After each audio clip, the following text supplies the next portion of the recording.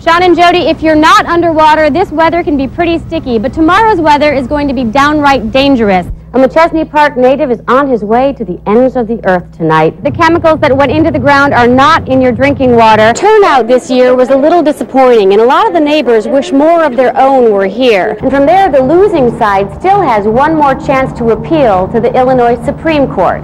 In Elgin, I'm Ann Johnsos for 13 News. One person who the weather has been particularly unfair to is 13 News reporter Ann Johnsos. She joins us live in the snow with reaction to the storm. Ann? Eric, I thought stories like this were over, and I was a little bit glad. But no, we have to have one last hurrah before winter ends. It's a little late in the season to be getting it. Didn't you think winter was over? I thought, with all the nice weather that we're having. Chris Eninga filled up her tank on the way home to Freeport just in case. But Harry Sandiger isn't worried. He says his wife stocks up on gas and food, but he takes his chances. I'm not really worried about the snow.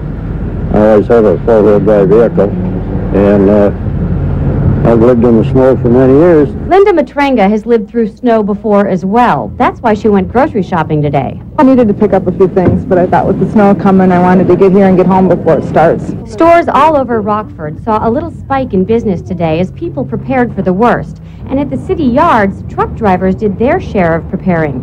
15 arterial trucks are ready to hit the main roadways, with 24 residential trucks standing by to clear the neighborhoods.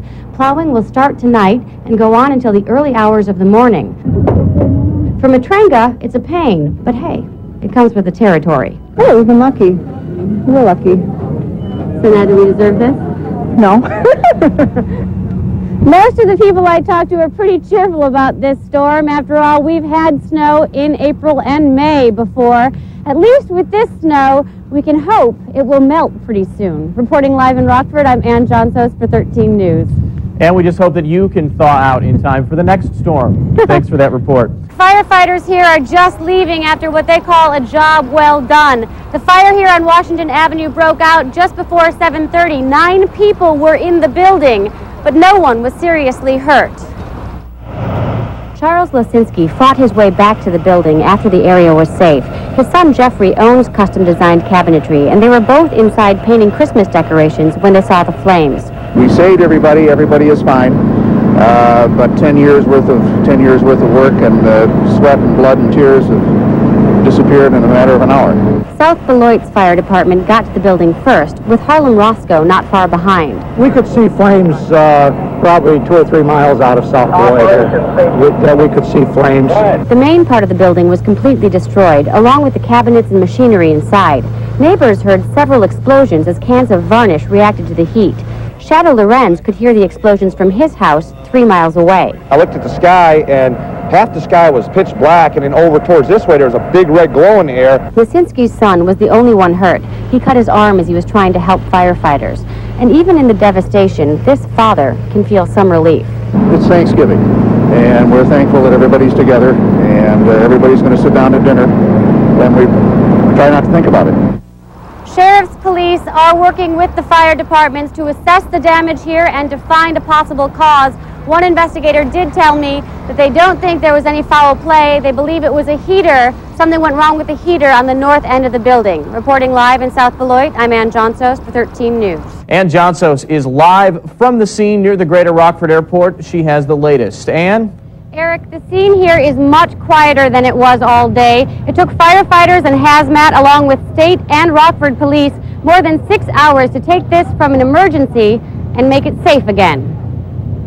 The danger is over to the people in this area. Lieutenant Dan Zackert of Hazmat likes a happy ending, but earlier today it was hard to imagine. A truck driver pulled up to a tank filled with 2,500 gallons of sulfuric acid and added his load. There was a mixture, a 1,500-gallon mixture of nitric acid and phosphoric acid added to the sulfuric by accident. Immediately, the acids began to react, sending a toxic vapor into the air.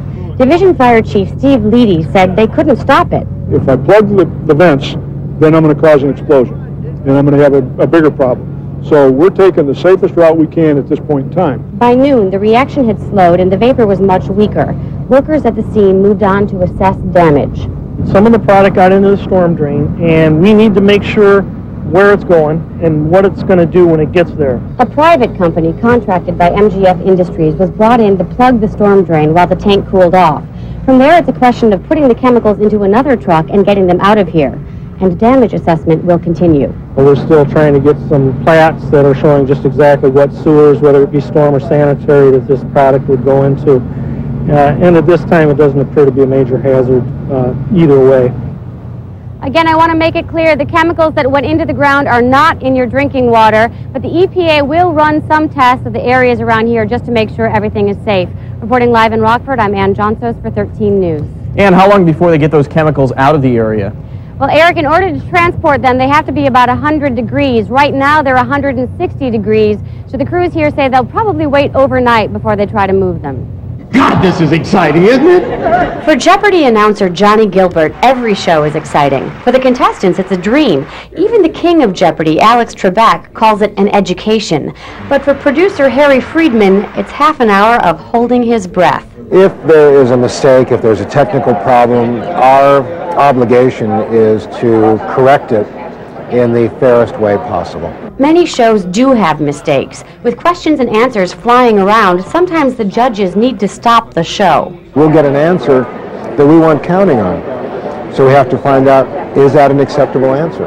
With researchers at the table, backstage, and back in California, it doesn't take long to give credit where credit is due. It's important to the fairness and the integrity of the game. Every Jeopardy show is a mixture of lights, camera, and action, but none of it would be possible without those who think of the questions. This is kind of a serious pursuit that we're doing here, and people take it seriously. Gary Johnson is the head writer for America's #1 quiz show. He says it isn't just the information that matters, it's the presentation, choosing categories and clues that make it entertaining. 8 writers and 4 researchers work year-round turning answers into questions. Johnson says he used to worry he'd come in one day with nothing left to ask, but now he knows better. We'll never run out of information. Well, as long as the world keeps turning, we'll have new things to talk about, Exactly, right? exactly. It's a wonder I have not killed off our writers. Of course, we don't know about all the hard work in the background because the man in the foreground has the magic touch. In my next report, you'll get a closer look at Alex. Ann Johnsos, 13 News. Stay to the right. Firefighters know there's nothing blacker than a room full of smoke. And if someone's caught in that room, time is crucial. A person that's not breathing is only going to be able to be survivable 4 to 6 minutes after they quit breathing. Heading into a fire the old-fashioned way means crawling around and feeling for victims. But new thermal imaging cameras are letting firefighters see their way to the victims inside. I can see your hand holding onto your helmet again. The new cameras pick up heat from people and from fire, keeping victims safe and firefighters too. People don't realize that when you go in a house filled with smoke and fire, it's quite a hazard. But safety comes at a hefty price. The Harlem-Roscoe Fire Department tested a handheld camera called an Argus that costs about $15,000. A handheld TV camera helps in initial assessment of the building. It costs about $12,000. The helmet-style camera called the Cairns Iris goes for more than $25,000. But Channel 13 saw firsthand how effective it was.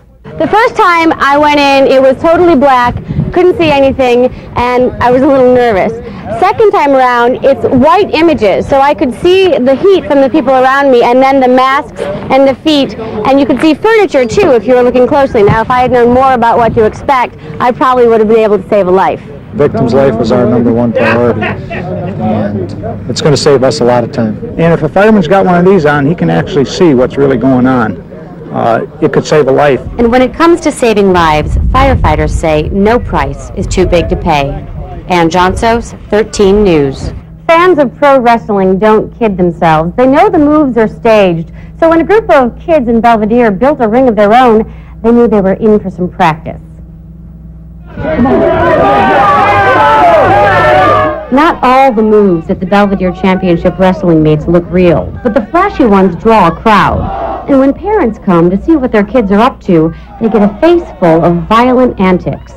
Liz Perez has 3 sons with the BCW. I was scared to death because I thought stuff was going to happen to them. Because they used garbage cans, the garbage can lids, chairs and everything, but with their practice and everything, I realized not to worry, Mom. Let's welcome Buck. Terry Lee, or T-Bone, runs the BCW, and his son Buck is the cruiserweight champion. Both of them say the choreography keeps the fighting safe, but accidents do happen. Buck fell out of the ring during his first match. It still hurts, but yeah, it hurts, yeah. I don't know. You don't mind that? No, I don't mind. I do it for the crowd. I do it for the fans. The fans come in droves, 2 or 3 times a month, to cheer their favorites. That's right! And to wait for the stunt that takes the performance to the next level. Do you think you've got that in hand? Weren't we all kids at one time in life? We handled it. Lee does hope that no one gets hurt, and the kids who don't know the routines don't get to perform. But some parents in the audience wonder how long it'll take for one false move to end in disaster. Parents who support the BCW are glad their kids have a place to go where drugs and alcohol are not an option.